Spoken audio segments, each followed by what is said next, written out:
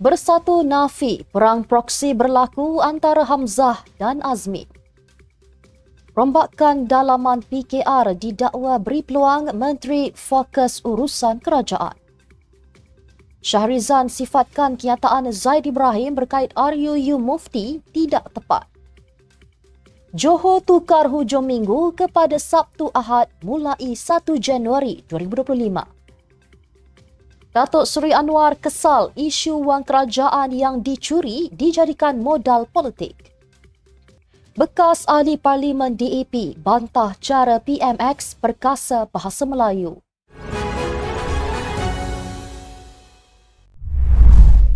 Bismillahirrahmanirrahim. Assalamualaikum dan salam Malaysia Madani. Bersama saya Mira Kilah dalam Netstep News edisi Extra. Jangan lupa ikuti kami di semua platform Netstep Malaysia.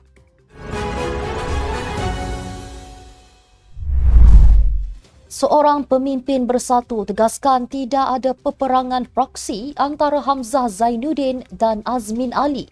Calon Naib Ketua Pemuda yang juga adun Seberang Jaya, Izhar Shah Arif Shah, menyifatkan pihak yang menyebarkan tuduhan itu adalah kembiri politik dan melemahkan kesatuan dalam parti. Memetik laporan daripada FMT, sumber dalaman parti mendedahkan pemilihan bersatu bakal menjadi gelanggang pertarungan kuasa antara dua tokoh utama itu.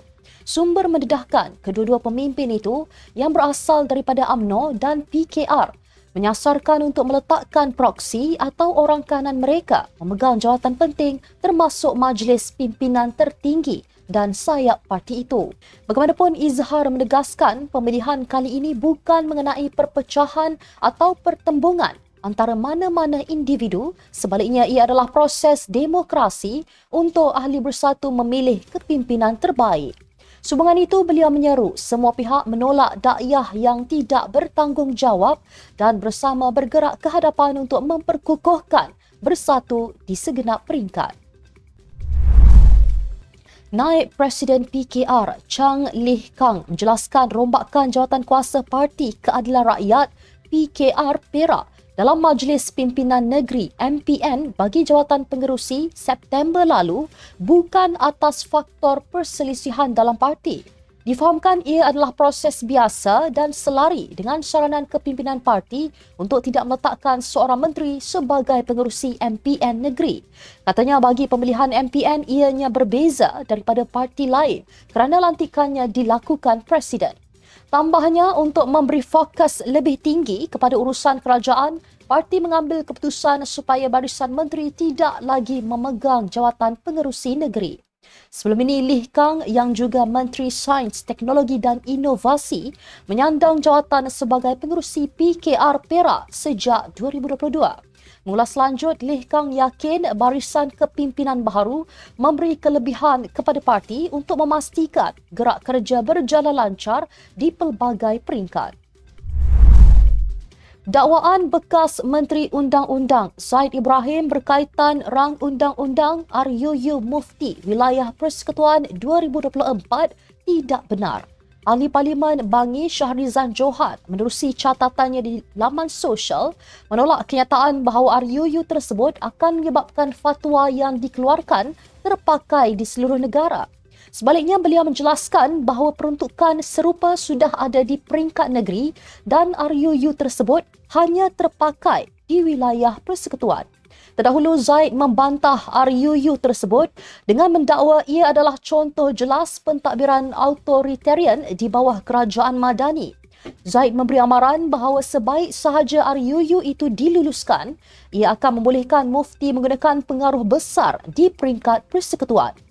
Menurutnya, jika mufti wilayah mengeluarkan fatwa mengharamkan tembakau atau mengarahkan umat Islam hanya makan di restoran yang mempunyai sijil halal, fatwa-fatwa tersebut akan mengikat secara undang-undang di wilayah persekutuan.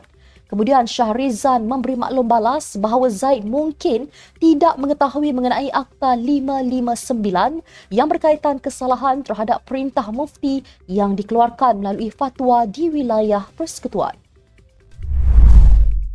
Cuti hujung minggu di Johor akan bertukar kepada Sabtu dan Ahad bermula 1 Januari tahun depan. Pemangku Sultan Johor Tunku Mahkota Ismail bertitah perkara itu mendapat perkenan Yang di-Pertuan Agong Sultan Ibrahim dan Pandangan Jabatan Agama Islam Negeri Johor. Baginda bertitah menerusi hantaran di laman Facebook rasmi Tunku Mahkota Ismail turut menitahkan agar Menteri Besar Johor Dato' Onn Hafiz Ghazi dan Mufti Negeri Johor mengadakan perbincangan dan meneliti perkara itu dari setiap sudut dan aspek. Baginda bertitah agar semua syarikat-syarikat swasta, pihak kerajaan dan pihak yang berkaitan akan memberikan ruang dan masa yang mencukupi untuk para pekerja Muslim menunaikan solat Jumaat. Pada 1 Januari 2014, pertukaran cuti hujung minggu negeri Johor kepada Jumaat dan Sabtu dikuatkuasakan selepas mendapat perkenan Sultan Ibrahim. Negeri lain yang melaksanakan cuti hujung minggu pada Jumaat dan Sabtu ketika ini ialah Terengganu, Kelantan dan Kedah. Perdana Menteri Datuk Seri Anwar Ibrahim menggesa mana-mana pihak yang terlibat dengan kesalahan penyelewengan wang negara untuk mengembalikan wang tersebut kepada rakyat. Datuk Seri Anwar berkata pihak tersebut seharusnya melakukan demikian sekiranya benar-benar menggelarkan diri mereka sebagai pejuang negara. Dalam pada itu, beliau turut meluahkan kekesalan terhadap perkara tersebut yang dijadikan sebagai modal politik dengan menyebut ia tidak harus dilakukan kerana pihak terbabit pernah menabur jasa. Beliau berkata demikian ketika berucap pada Majlis Syarahan Zainal Abidin Ahmad dan sambutan Hari Akademia Negara 2024 di Universiti Pendidikan Sultan Idris UPSI, kampus Sultan Azlan Shah. Selain itu, Perdana Menteri berkata kerajaan Madani ketika ini serius dalam memastikan agenda untuk meningkatkan tata kelola dalam segenap lapisan pentadbiran negara dapat dilaksana. Bekas Ahli Parlimen DAP Ong Kian Ming menegur Datuk Seri Anwar yang membentangkan naratif negatif berkaitan penggunaan bahasa Melayu. Ini kerana menurut beliau, rakyat Malaysia akan menggunakan bahasa Malaysia demi kepentingan mereka untuk mencapai komuniti bahasa Melayu yang lebih luas dan bukan dipaksa menggunakannya. Beliau dalam satu kenyataan menyeru pasukan PMX menunjukkan beberapa contoh positif di media sosial tentang kepentingan penggunaan bahasa Melayu ini. Semalam, Datuk Seri Anwar menyerang golongan elit yang terlalu taksub kepada bahasa Inggeris sehingga meremehkan kepentingan bahasa kebangsaan.